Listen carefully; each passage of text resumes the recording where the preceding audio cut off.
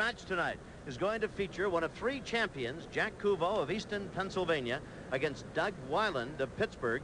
Cuvo is from East Stroudsburg. He has had 2 technical falls, 2 decisions en route to this championship. 118 pounds, and he is trying to gain the title again. And Doug Wyland of North Carolina, strangely enough, they're from the same hometown, Easton, Pennsylvania, have never wrestled one another. They were both state champions in Pennsylvania. One at 105 and the other at 112 pounds, and he have looked forward, said Wyland, to wrestling Cuvo. Well, I didn't know that he expected to do it here, but this is as good a place as any for the national championship.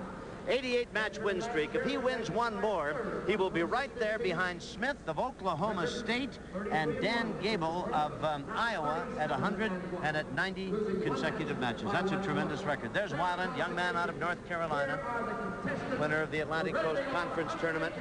He was at Michigan and transferred to North Carolina. Wyland has a heck of a headlock. Cuvo, he's in red, wearing the black uniform. He's got tremendous single leg, Tom. He's very impressive on his feet. He controls the situation very, very well. Sort of like a half-court offense. He likes to set the stage and just get in there. Doesn't like to flurry a lot. Just likes to dominate and control. Triano is the referee, and the assistant referee is Mike Lee. He's from Omaha, and Triano is from Columbus, Ohio. You'll be seeing them throughout this match. Both had very tough matches in the semifinals. Cuvo was taken to overtime by Olympian Ken Chertow of Penn State. And Wyland built up a big lead and then had to hold off a good comeback. But they both made it here. Yes, Wyland was a 9-5 winner over Jack Griffin of Northwestern. Oh, a beautiful inside trip. Excellent inside trip. And 2 for Wyland on the takedown. He gets it quick, 2. Red will face this way.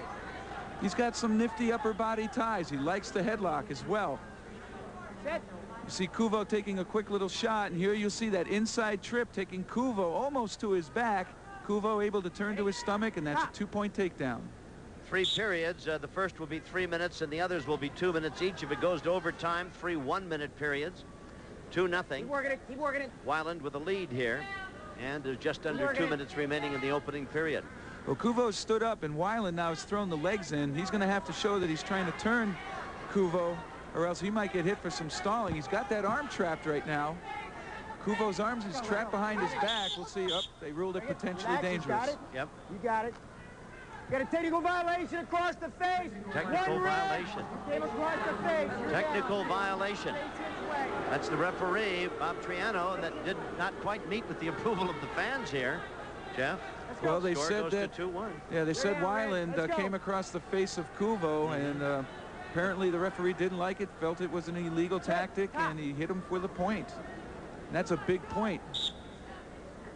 Cuvo again up on his feet, turns to face Wyland in on the legs and brings him back down. In order to score back points, you have to hold your opponent within a 45-degree angle with the mat for a 2 count. And you'll earn 2 points. If you keep him there for 3 count or 5 count, you'll get 3 points. And an escape, you really have to get up and escape.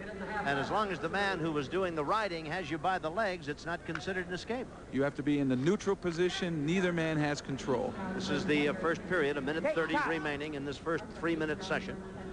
2-1. Wyland is leading, and he is the rider. He's on top.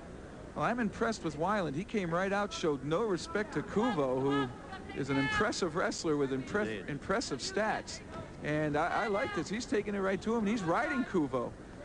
Cuvo's better on his feet, and he's not as good on the mat. And Wyland's taking full advantage of that, keeping him down there, and this will fatigue Cuvo. The reference riding also is a point producer.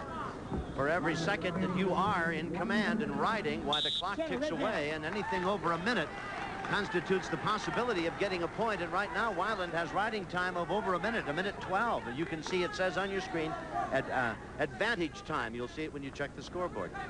Well, he's built up that extra 1 point. Now, you have to make sure you have at least a minute of it at the end of the match, and that will earn you that extra point, and that is when the point is awarded. So Cuvo can come back and actually erase that riding time, but Wyland right now has a 3-1 lead if you include it.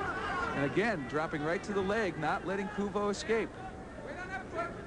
Wyland very impressive in this opening period. Now, he backed out of bounds with the leg in the air. The referees will probably let that go, but if he continues to do it, might hit him with a stall call. And that's where he got in trouble in his semifinal match where his opponent came back on him because he got hit with stalling points a couple times in a row. Doug Wyland is a junior at North Carolina. Dad, a big sports buff, golf, baseball. His mother and father are here. He was very frank about the fact that he fully expected a very tough match against Cuvo. East Stroudsburg State, only champion they've ever had, and certainly trying to make it 2 in a row at 118 pounds. And his win over Chertow, Ken Chertow, what a tough match that was last night. No, definitely tough when you go to overtime, and in the semifinals, that's the big round. You do anything you can. Most people consider the semifinals the biggest match of the tournament to get you to the finals.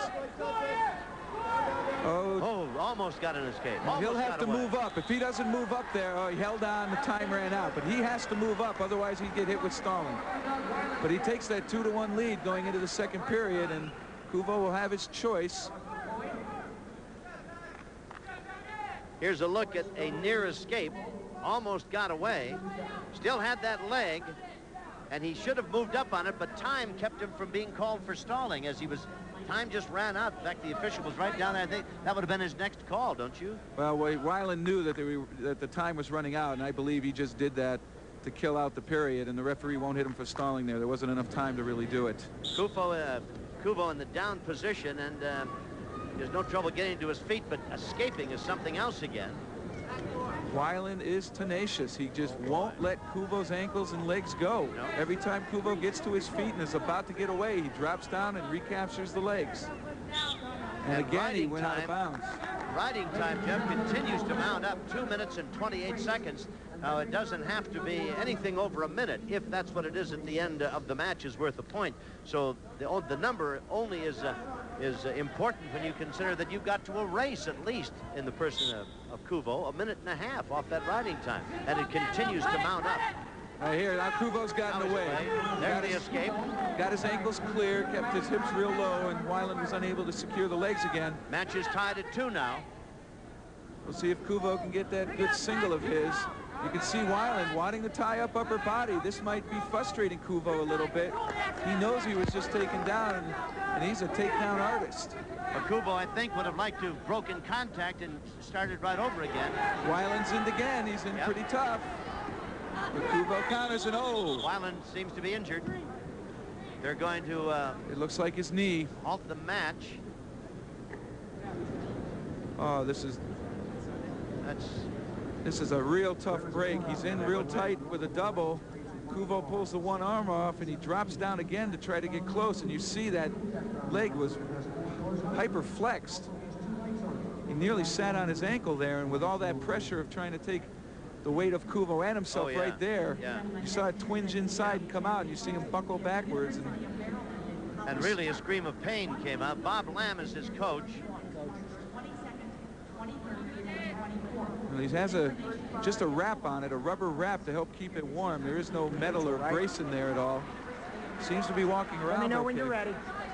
But this might... What about time for this injury? Will they let him take as much time as he needs? No, you have 2 minutes injury time. Bleeding is the exception. If you're bleeding, that doesn't take any injury time away from you. And he's back up, and we'll see how much this affects his mobility. Doesn't seem to be limping at all, but Cuvo immediately in on the leg. This is his power move. We'll try to keep him in bounds there.